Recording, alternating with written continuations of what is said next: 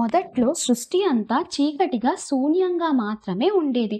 ఆ శూన్యం నుంచి ఒక దివ్యమైన వెలుగు వచ్చింది. ఆవిడే ఆదిశక్తి అమ్మవారు. సృష్టిలో మొట్టమొదటి శక్తి. ఆ మహాశక్తి త్రిమూర్తులను సృష్టించారు. బ్రహ్మ, విష్ణు, మహేశ్వరులను. త్రిమూర్తులకు తమ తమ బాధ్యతల గురించి తెలుసుకోవడానికి అమ్మవారు తపస్సు చేయమని ఆదేశించారు.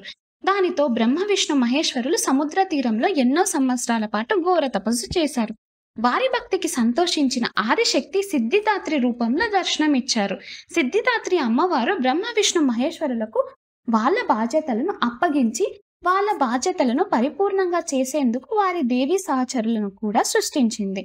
విష్ణుమూర్తికి లక్ష్మీదేవిని. విష్ణుమూర్తి బాధ్యత పాలించడం. అందుకు ధనం కావాలి కాబట్టి లక్ష్మీదేవి సంపద, ధనం, సంతోషం ఇస్తారు. బ్రహ్మదేవుడికి సరస్వతీదేవిని. బ్రహ్మదేవుడి బాధ్యత సృష్టి చేయడం. అందుకు జ్ఞానం అవసరం. సరస్వతీదేవి జ్ఞానాన్ని ప్రసాదిస్తారు. శివుడికి పార్వతీదేవిని. శివుడి బాధ్యత సంహారం చేయడం. అందుకు శక్తి అవసరం. పార్వతీదేవి శక్తి, బలం ఇస్తారు. తర్వాత మా సిద్ధిదాత్రి అమ్మవారు 8 మహాశక్తులు అష్టసిద్ధులను త్రిమూర్తులకు ప్రసాదించారు. త్రిమూర్తులకు అష్టసిద్ధుల్ని ప్రసాదించిన సిద్ధిదాత్రి అమ్మవారిని మనం నవరాత్రి 9వ రోజు పూజిస్తాము. మా సిద్ధిదాత్రి అమ్మవారు మన సహస్ర చక్రం తలపై ఉండే చివరి చక్రంలో ఉంటారు. ఆమెను ధ్యానం చేయడం వల్ల మనలో అత్యున్నత శక్తి మేల్కొంటుంది.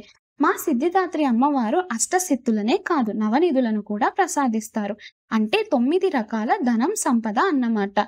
ఈ అష్టసిద్ధులు, నవనిధుల గురించి హనుమాన్ చాలీసాలో కూడా చెప్పబడింది. అష్టసిద్ధి నవనిధికే దాత అసబరదీన జానకీ మాత. హనుమంతుల వారు అష్టసిద్ధులను, నవనిధులను సీతమ్మ వరం ద్వారా పొందారు. మరికొన్ని దగ్గర శివుడి కఠినమైన తపస్సు వల్ల సిద్ధదాత్రి అమ్మవారు ఆయనకు అష్టసిద్ధులను ఇచ్చారు. సిద్ధదాత్రి అమ్మవారి ఆశీర్వాదంతో శివుడు అర్ధనారీశ్వర రూపాన్ని పొందాడు. సగభాగం శివుడు మరియు సగభాగం సిద్ధదాత్రి అమ్మవారి రూపం.